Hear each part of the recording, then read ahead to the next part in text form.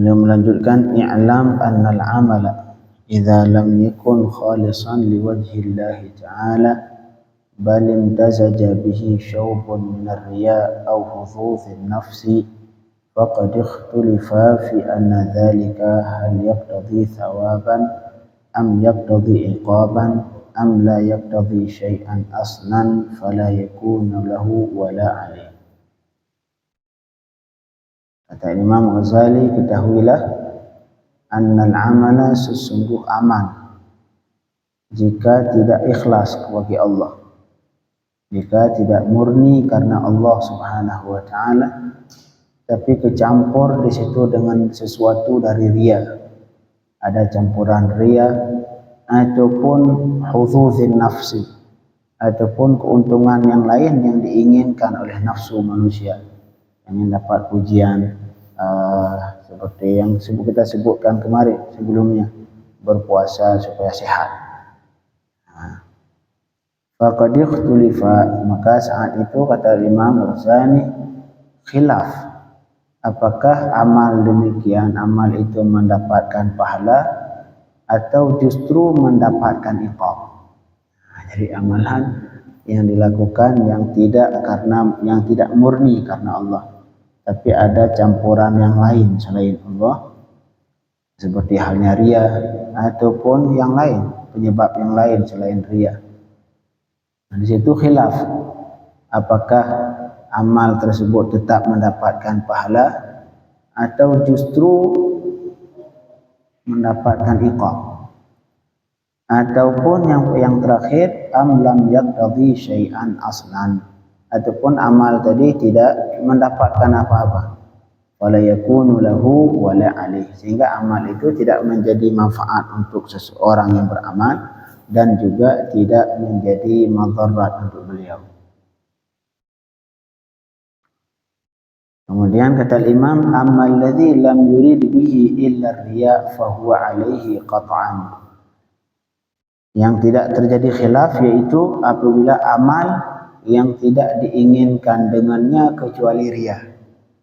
Sebuah amalan yang bila kita lakukan yang keinginan cuman riya, cuman ingin menampakkan ke orang lain, fahuwa alih qat'an, maka amal itu pasti, sepakat ulama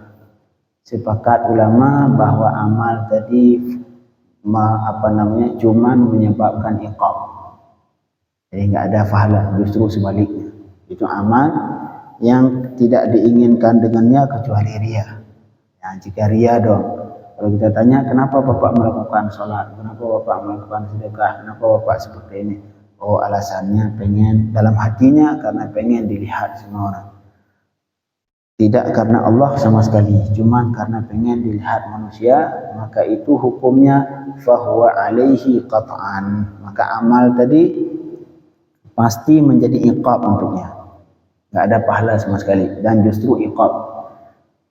Amal yang tujuannya cuma sekedar riya. Jadi kesimpulannya, amal yang tujuannya cuma untuk riya, hukumnya cuma mendapatkan iqab, tidak ada pahala sama sekali, dan di situ tidak ada khilaf ulama, sepakat semua. Sepakat bahwa amalan yang dilakukan semata-mata untuk riya, hukumnya iqab, tidak ada pahala. Wa huwa sababul maqti wal iqab, dan amalan tadi menjadi sebab marah murkanya Allah dan mendapatkan iqab dari Allah. Adapun wa ammal khalisu liwajhillah, adapun yang amal yang murni karena Allah, fahuwa sababus thawab, maka itu menjadi sebab mendapatkan pahala. Nah, itu dua masalah ini ittifaq ulama, sepakat. Yang pertama, amalan yang semata-mata karena Allah, tidak ada keinginan yang lain sama sekali, ini amalan pasti mendapatkan pahala. Ini sebab untuk mendapatkan pahala. Sedangkan poin yang kedua yang di situ tidak terjadi khilaf, amalan yang tujuannya semata-mata riya, maka di situ pasti iqab, enggak ada pahala sama sekali. Sepakat ulama. Yang terjadi khilaf, wa innaman nadharu fil masyub. Yang jadi innaman nadharu, yang menjadi perhatian kita sekarang, fil masyub, pada amalan yang tercampur. Nah, di samping karena Allah juga ada tujuan lain. Nah, di situ. Nah, ini yang jadi terjadi khilaf ulama. Apakah mendapatkan pahala atau tidak? Karena ini amalan karena Allah iya, tapi ada juga pengaruh yang lain. Nah, di situ yang terjadi khilaf. Penyebabnya karena memang hadis khabar ataupun hadis Rasul di situ terjadi ta'arud. Sebagian hadis zahir hadis menunjukkan mendapatkan pahala, tapi ada hadis yang lain kayaknya tidak mendapatkan pahala. Wa zahirul akhbar tadullu ala annahu la thawab. Kata Imam, zahir dari hadis-hadis menunjukkan bahwa amalan tadi tidak mendapatkan pahala. Tapi walaysa takhlul akhbar antara an ta'arudin fi. Tapi khabar tadi tetap masih ada terjadi ta'arud. Ta'arud ini adalah bertentangan satu hadis dengan hadis yang lain secara zahir. Kayak sebagian hadis menunjukkan adanya pahala, sebagian hadis tidak ada pahala. Jadi kesimpulannya itu, amal yang tujuannya semata-mata riya pasti menjadi sebab untuk iqab. Sedangkan amal yang semata-mata karena Allah itu menjadi sebab mendapatkan pahala. Dua poin ini sepakat ulama. Sedangkan yang terjadi khilaf karena memang hadis di situ zahirnya ada sedikit pertentangan tentang amal yang dilakukan karena Allah tetapi ada penyebab yang lain sampingan. Ini namanya al-amal al-masyub, amal yang ada campuran selain karena Allah. Kata Imam, walladhi yanqadih lana fih, yang zahir menurut beliau, pendapat yang kuat dan yang zahir menurut beliau adalah an yunzara ila qadri quwwatil ba'ith. Kita perhatikan ke kadar kekuatan penggerak tadi. Misalkan penyebab dia melakukan amal karena Allah dan karena yang lain, karena ingin penyebab yang lain. Ini kata Imam Al-Ghazali, kita perhatikan kekuatan penyebab pertama dengan penyebab yang kedua lebih kuat yang mana. Jadi diperhatikan ke yang terkuat dari dua penggerak tadi. Fa in kana al-ba'itsu dini musawiyan lil ba'itsin nafsi taqawama wa tasaqata. Apabila penggerak din yang unsur agama itu karena Allah, apabila penggerak yang karena Allah sama bagi penggerak yang nafsu. Jadi kalau misalnya kita dibandingkan penggerak karena apa, jadi amal ini dilakukan karena pengen mendekatkan diri kepada Allah 50%. Tapi penggerak yang lain, penyebab yang lain juga 50%. 50-50 kekuatannya. Hukumnya taqawama wa tasaqata. Maka dua penyebab tadi saling berlawanan dan akhirnya gugur dua-dua. Wasara al-amalu, dan akhirnya amal la lahu wa la alaih. Amal tadi tidak menjadi manfaat, tidak mendapatkan pahala, wala alaih, tidak mendapatkan iqab. Jadi amal seolah-olah tidak beramal. Jadi amal yang penyebab penggerak dua. Yang pertama din, yang kedua din ini yang maksudnya karena Allah, karena pengen mendekatkan diri kepada Allah. Tapi ada penggerak yang lain juga, penyebab yang lain, penggerak yang lain. Dan penggerak ini kekuatannya sama, 50-50. Hukumnya kata Imam Al-Ghazali, saat itu amalan ini seolah-olah tidak dilakukan. Tidak ada manfaat, tidak mudarat. Tidak mendapat pahala, begitu juga tidak mendapatkan iqam. Wa in kana ba'ithur riya aghlaq wa aqwa, sedangkan apabila penggerak riya tadi yang sebab jadi penggerak sehingga mengamalkan amal tadi yang riya lebih kuat, aghlaq lebih kuat, wa aqwa fahuwa laisa binafi', maka amalan tadi tidak bermanfaat sama sekali. Apabila misalkan kalau kita cek hati kita, kenapa kita lakukan? Karena Allah 30%. Sedangkan yang karena riya 80% ataupun 70%, lebih kuat. Lebih besar, lebih kuat penggerak yang riyanya. Jadi kita lakukan karena riya lebih kuat dibanding karena Allah. Hukumnya maka amalan tadi tidak bermanfaat. Bal huwa ma'a dzalik mudhirrun wa muqtadil lil iqab. Bahkan amalan tadi yang dibarengi karena riya menjadi madarat wa muqtadil lil iqab, dan itu mendapatkan iqab. Amalan yang penggerak riya lebih kuat dibanding dibanding karena Allah. Marhaban. Hati kita, hati kita bisa mengecek hati kita ini kira-kira lebih kuat mana kira-kira. Kadang-kadang harapan kita sedikit, kadang-kadang harapan kita mendekatkan diri ke Allah lebih kuat. Kita bisa merasakan itu. Sedangkan ada unsur dia sedikit kecil. Berarti ini lebih kuat karena Allah. Tapi kadang-kadang rianya lebih muncul di hati kita. Rianya memang ada kecil, keinginan untuk mendapatkan pahala ataupun keinginan untuk mendekatkan diri ke Allah ada sedikit kecil tersembunyi dia. Marhaban. Iya, mungkin kita bisa mengetahui dalam hati kita lebih dominan mana yang nampak. Keinginan kita melakukan amal ini lebih kuat, lebih dominan. Kalau kriya lebih kuat ini bahaya. Lebih kuat bahaya. Apalagi kalau kriya 100%, semuanya 100% karena riya. Ini iqab justru. Iqab. Amalan tadi menjadi sebab untuk diiqab oleh Allah.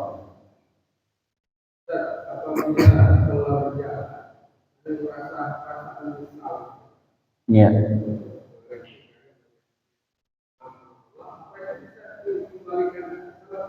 Wa rahmatullah wa rahmati wasi'at kulli syai'. Allah Rahman Rahim selama kita taubat. Riya ini bagian dari maksiat. Bagian dari maksiat. La ta'ibu minadz dzambi kaman la dzambalah. Riya bagian dari maksiat, bagian dari dosa yang jika kita bertaubat insyaallah diterima oleh Allah. Kita juga jangan menganggap kalau Allah pelit, Allah enggak boleh juga. Allah Rahman Rahim. Qul ya ibadiyalladzina asrafu ala anfusihim la taqnatu min rahmatillah. Yang dulu, yang setelah kita mengetahui riya seperti ini mengakibatkan justru iqab, kita berusaha untuk ke depan, berusaha untuk tidak riya. Ya, tapi yang namanya riya memang tabiat manusia. Ini kadang-kadang riya ini datang dengan sendirinya, keinginan ingin menampakkan ke orang itu datang dengan sendirinya tanpa ada keinginan. Ini tugas kita apa? Tugas kita menghilangin. Tugas kita saat itu menghilangkan. Ini sama persis seperti sifat marah. Tabiat manusia ketika diganggu sama manusia memang marah dia. Itu sifat marah sama persis seperti sifat cinta yang ketika datang tidak mungkin ditolak, ketika enggak datang enggak mungkin ditarik. Jadi memang kalau bahasa Arab itu namanya al-infial, sesuatu yang datang dengan sendirinya tanpa diundang. Jadi marah yang namanya manusia. Tabiat manusia ketika diganggu, ketika disakiti sama orang pasti marah. Enggak ada kalau kata ulama, kalau orang enggak marah ketika dicaci, disakiti sama orang, itu dia batu, bukan manusia. Batu. Cuman yang kata Rasulullah taghdab artinya berusaha meredam kemarahan. Yang namanya marah pasti, tapi kita berusaha untuk meredam, tidak menampakkan. Itu yang dimaksud dalam Islam. Begitu juga riya. Yang namanya tabiat manusia ketika tetap akan timbul itu riya lagi ibadat, pasti akan timbul. Tapi yang tugas kita saat itu memalingkan, kita berusaha untuk menghilangkan.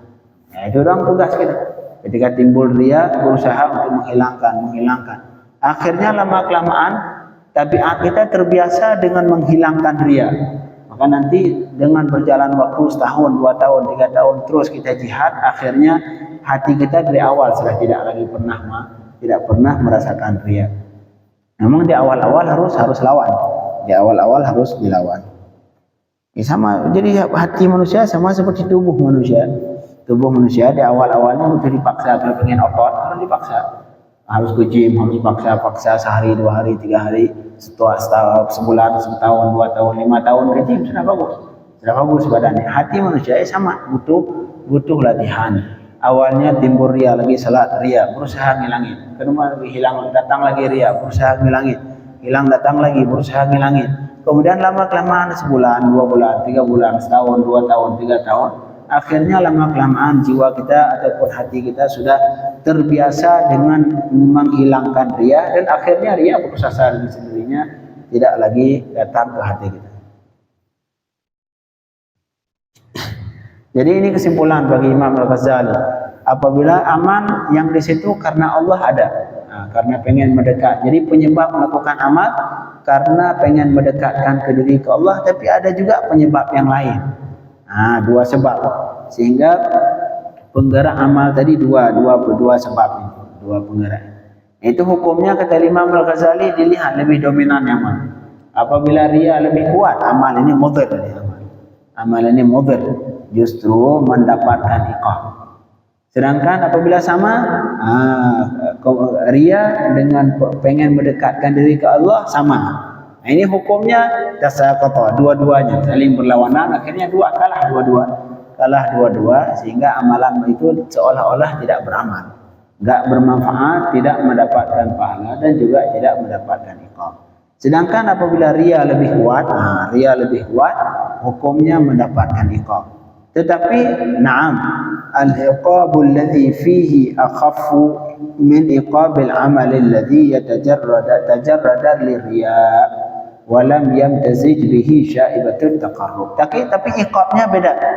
Kalau yang tadi amalan yang keinginannya cuma riya semata, itu pasti iqab. Sedangkan yang di sini sekarang amalan yang karena riya dan karena Allah juga. Dan sedangkan kekuatan riya lebih kuat, ini juga mendapatkan iqab. Tapi kata Imam Al-Ghazali, iqab di sini lebih rendah dibanding iqab di sana. Iqab yang amalan yang memang dilakukan semata-mata karena riya. Tapi kata Imam, wa in kana qasdut taqarrubi aghlab bil idafati ila al-ba'its al-akhar. Sedangkan apabila keinginan mendekatkan diri kepada Allah lebih kuat ketika dibanding ke penggerak yang lain seperti hanya riya, hukumnya falahu sawabun, maka baginya mendapat pahala biqadari ma fadula min quwwatil ba'itsid dini. Seukuran pahala seukuran yang lebih dari penggerak yang penggerak yang mendekatkan diri ke Allah. Contoh, jadi dalam hati kita keinginan mendapatkan ridha Allah 80%. Sedangkan ada keinginan riya sedikit timbul dalam hati, di sudut hati, keinginan itu riya, ingin menampakkan ke orang 20%. Maka hukumnya ini gimana Ustaz? Dia mendapatkan pahala seukuran dikurangi 20%. 80 tadi, berkurang pahalanya seukuran selebih, dasarnya 50-50. 50-50 ini sama. Kemudian yang ini lebih 30, berarti dapat pahala seukuran 30%. Dikurangin 20% karena riya. Wahada, dan dalilnya kenapa dibanding-banding seperti tadi? Dalilnya dari mana kata Imam? Wahada liqaulihi ta'ala, dan ini karena perkataan Allah, faman ya'mal mithqala dzarratin khairan yarah wa man ya'mal mithqala dzarratin syarran yarah. Amalan yang di situ ada mendekatkan diri ke Allah, ini khairan, dan juga ada keinginan riya di situ syarran, maka masing-masing mengambil jatahnya. Syarran ngambil jatah, riya ngambil jatahnya. Karena faman ya'mal mithqala dzarratin syarran yarah, yang syarran juga diambil jatahnya, yang khairan keinginan karena Allah juga dilihat. Makanya dibandingkan. Kesimpulannya tergantung, kalau misalkan perbandingannya sama, seolah-olah tidak beramal. Kalau perbandingannya lebih kuat ke taqarrub, maka dapat pahala. Pahala seukuran apa? Seukuran selebih dari yang kadar riya. Subhanallah. Selebih dari kadar riya. Sedangkan kalau misalkan riya lebih besar, riya lebih kuat, hukumnya amalan tadi justru mendapatkan iqab. Cuman iqabnya tidak sama, iqabnya otomatis lebih ringan dibanding iqab yang bagi amal yang dilakukan semata-mata karena riya. Cara menilai presentasi itu pasti ada alatnya. Ada. Mungkin di akhirat. Di akhirat Allah mengetahui jadi. Iya.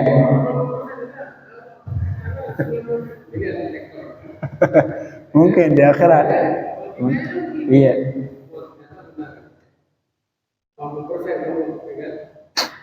Ya udah ambil pahala 80%. Terus 20 lagi kemana itu jatah ria? Subhanallah. Karena faman ya'mal mithqala dzarratin khairan yara. Orang yang beramal seberat zarrah. Zarrah ini ulama mengartikan zarrah artinya semut kecil. Semut. Bukan sawi. Zar artinya semut. Zar artinya semut. Zarrah artinya semut kecil. Mithqal artinya seberat, bukan sebesar. Karena diambil dari thaqala. Thaqala artinya berat. Siapa saja yang beramal seberat zarrah dari kebaikan, maka dia bakal melihat balasannya di hari kiamat, pahalanya. Begitu juga sebaliknya, siapa saja yang beramal seberat zarrah dari keburukan, juga kejahatan, dia juga bakal melihat balasannya di hari kiamat. Dan dalil yang kedua, wa liqaulihi ta'ala, innallaha la yadhlimu mithqala dzarrah. Allah tidak akan menzalimi walau semithqal dzarrah. Tidak bakal zalim. Kalau kebaikan bakal dapat pahala, keburukan juga bakal dapat iqab. Fala yanbaghi, maka tidak sepatutnya ayyadhi qasdul khair. Maka tidak mungkin akan sia-sia keinginan baik tadi. Keinginan baik yaitu ingin mendekatkan diri kepada Allah, walaupun di situ ada ria sedikit. Tidak, Allah tidak bakalan menyia-nyiakan. Wa ma kana Allahu liyudhi'a imanakum. Allah tidak bakal menyia-nyiakan iman kalian. Tapi yang dimaksud iman di situ adalah ibadat kalian, salat kalian. Allah tidak bakalan menyia-nyiakan apa saja yang kita lakukan. Innallaha la yudhi'u ajral muhsinin. Allah tidak bakal menyia-nyiakan pahala orang-orang yang berbuat baik. Walaupun itu sedikit, jadi keinginan untuk mendekatkan diri kepada Allah itu bagian dari kebaikan yang di situ mendapatkan pahala. Allah tidak bakalan menyia-nyiakan itu, walau di situ ada ria, tapi ria lebih sedikit. Rianya persen ria lebih kecil.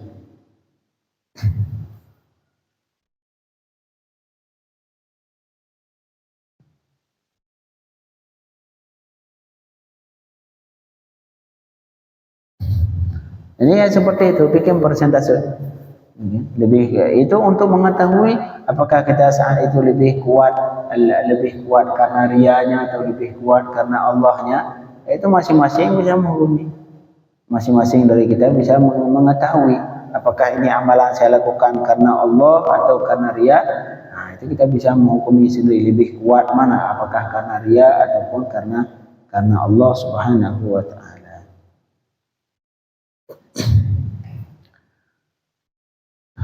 Subhanallah. Itulah kesimpulan bagi orang yang melakukan ibadat yang di situ ada campuran karena Allah ya dan karena dia juga iya.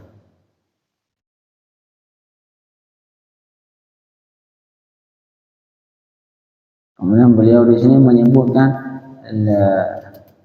dalil ayat-ayat dan hadis-hadis yang menyebutkan tentang menghilangkan pahala amalan yang disebabkan karena riya. Tapi kesimpulan seperti tadi, apabila amalan yang dilakukan semata-mata karena riya, nah itu pasti sepakat ulama bahwa itu amalan justru mendapatkan iqab. Sedangkan dan amalan yang dilakukan semata-mata karena Allah, nah sepakat juga ulama bahwa itu amalan mendapatkan pahala.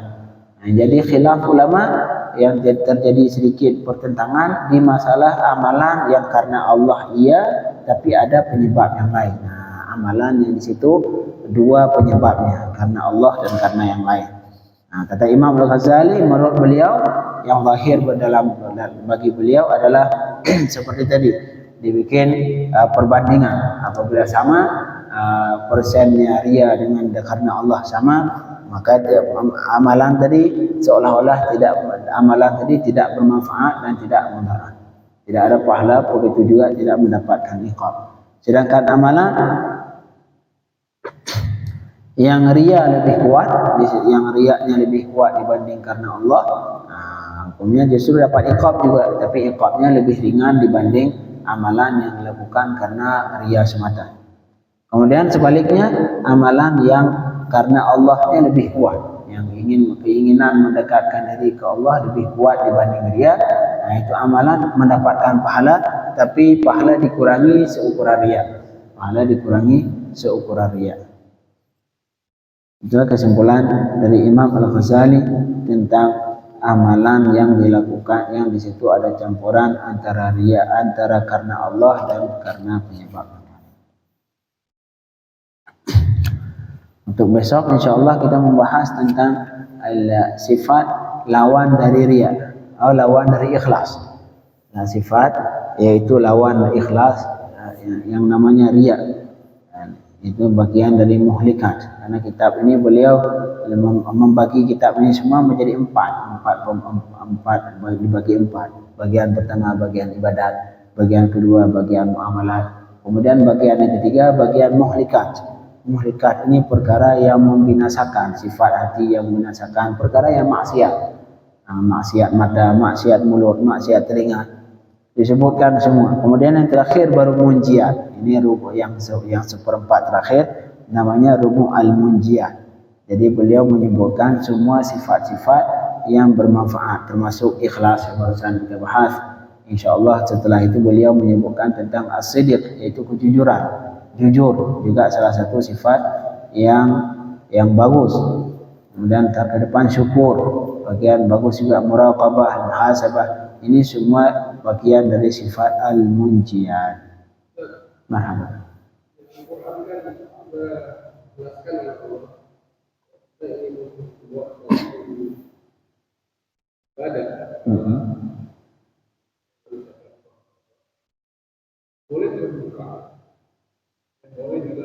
Iya. Iya. Balik kepada pembahasan kira. Itu permukaan itu lebih berat ya. Ya, lebih berat. Dibandingkan yang kita disiarkan, makanya kemungkinan untuk dia lebih besar. Kalau makanya dalam Al-Quran in tubdu sadaqati fa ni'mahi. Kalau kalian menampakkan sedekah bagus, ni'mahi, maka itu bagus.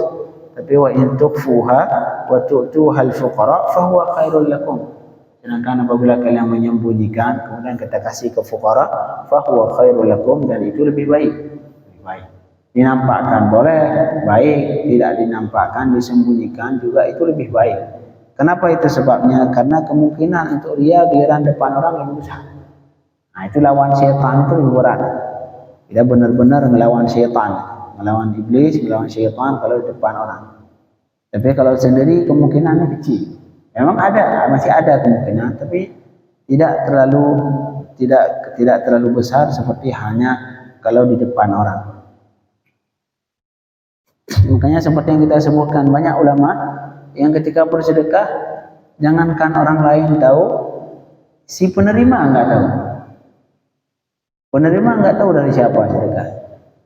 Malam pagi udah ada satu karung punya beras misalkan depan rumah, ditulis ini untuk si fulan, ini untuk engkau yang punya rumah wahai misalkan Ahmad, ini untuk engkau wahai Ahmad yang punya rumah.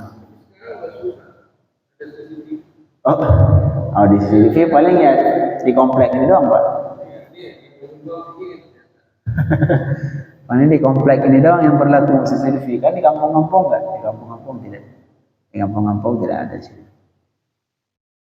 Seperti banyak yang baru ketahuan siapa yang bersedekah buat mereka setelah beliau meninggal. Baru putus sedekahnya. Berasnya dulu ada setiap minggu ada satu karung, tiba-tiba berhenti. Ini berarti dari beliau yang sudah meninggal. Dari beliau yang sudah meninggal.